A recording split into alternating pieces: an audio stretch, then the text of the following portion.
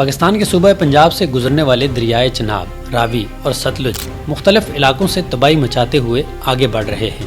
پنجاب میں سیلاب کی وجہ سے اب تک کم از کم 30 افراد سے زائد ہلاک جبکہ 15 لاکھ افراد متاثر ہو چکے ہیں۔ پنجاب میں قدرتی آفات سے نمٹنے والے ادارے ہی PDMA کے مطابق تینوں دریا مختلف ہیڈ ورکس اور براجز سے گزرتے ہوئے جنوبی پنجاب اور سندھ کی جانب بڑھ رہے ہیں۔ ماہرین کا کہنا ہے کہ یہ 1988 کے بعد ان تینوں دریاؤں میں آنے والی سب سے بڑی طغیانی ہے۔ دریائے چناب کے سیلابی ریلے سے گجرات، جنگ اور چنیوٹ اور دیگر اضلاع میں نقصان ہوا ہے۔ وہیں دریائے راوی نے لاہور شہر اور اس کے مضافات میں تباہی مچائی ہے۔ ادھر دریائے ستلج بھی بکھرا ہوا ہے اور قصور سمیت دیگر ملحقہ اضلاع میں سیلابی صورتحال ہے۔ حکومت نے 8 اضلاع سیالکوٹ، نارووال، حافظ آباد، سرگودا، لاہور، قصور، اوکاڑا اور فیصل آباد میں فوج کو بھی مدد کے لیے بلا رکھا ہے۔ دریائے چناب کی بات کی جائے تو گجرات، حافظ آباد، پنڈی بٹیاں اور چنیوٹ سمیت مختلف علاقوں میں تباہی مچانے کے بعد اب سیلابی ریلا جھنگ اور ملتان کی جانب بڑھ رہا ہے۔ PDMA کا کہنا ہے کہ دریائے چناب میں شدید سیلابی صورتحال برقرار ہے اور جھنگ شہر کو بچانے کے لیے وہاں واقع قدیمی رواز پل کے بند میں شگاف ڈال دیا گیا ہے۔ سیلابی ریلوں کی آمد کے باعث دریائے چناب میں 7 سے 8 لاکھ کیوسک تک پانی متوقع ہے۔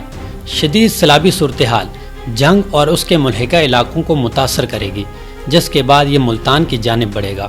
دریائے راوی کی بات کی جائے تو یہ دریا جسٹر کے مقام پر انڈیا سے پاکستان میں داخل ہوتا ہے۔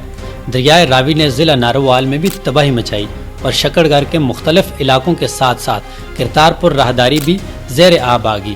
ضلع نارووال میں تباہی مچانے کے بعد دریائے راوی میں سیلابی ریلے نے لاہور کے نواحی علاقے شاہدرہ کا رخ کیا، جس سے ریور بیڈ میں واقع آبادیاں زیر آب آ گئیں اور املاک کو نقصان پہنچا۔ دریائے راوی کے سیلابی ریلے نے ٹھوکر نیاز بیگ اور محلن واد کے علاقہ میں واقع رہائشی سوسائٹیز میں بھی تباہی مچائی اور سینکڑوں گھروں میں سیلابی پانی داخل ہو گیا۔ لاہور کے علاقے چوہنگ، منظور گارڈن، برکت کالونی سمیت مختلف علاقوں میں دریائے راوی کا سیلابی پانی داخل ہوا۔ پارک ویو سوسائٹی کے مختلف بلاکس میں پانی پہنچ چکا ہے، جبکہ رنگ روڈ سے ملحقہ بادامی باغ میں بھی سیلابی صورتحال ہے۔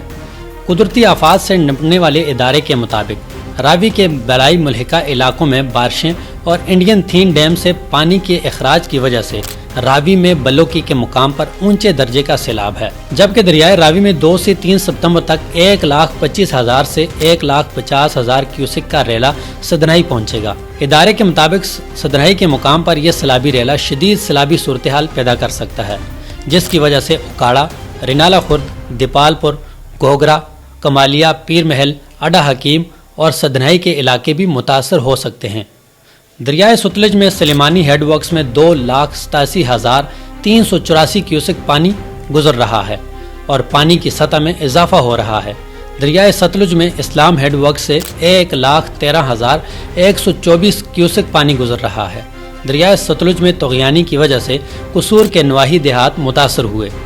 پنجاب میں قدرتی آفات سے نپٹنے کے ادارے PDMA کے مطابق دریائے ستلج میں گنڈا سنگھ والا کے مقام پر انتہائی اونچے درجے کا سیلاب ہے۔ دریائے ستلج میں سیلاب کی وجہ سے ضلع پاک پتن، وہاڑی، اوکاڑا اور بہاول نگر جیسے شہر متاثر ہو سکتے ہیں۔ حکومت سندھ کی توجہ پچنند پر مرکوز ہے، جہاں پنجاب سے آنے والے دریائے راوی، چناب اور ستلج کا پانی جمع ہو کر دریائے سندھ میں شامل ہوگا۔ یہاں سے اندازہ لگایا جائے گا کہ گڈو کے مقام پر کتنا پانی پہنچے گا۔ پنجاب میں کٹ لگا کر پانی کا رخ موڑنے کی وجہ سے پانی کی رفتار میں کمی ہوئی ہے۔ اس موقع پر پاکستانی کمیونٹی، فلاحی تنظیمیں جن میں Al-Khidmat foundation, Minhaj welfare foundation, Markazi Muslim League, Mustafa welfare, social media influencers, showbiz industry رضاکارانہ طور پر اپنا کردار ادا کر رہے ہیں۔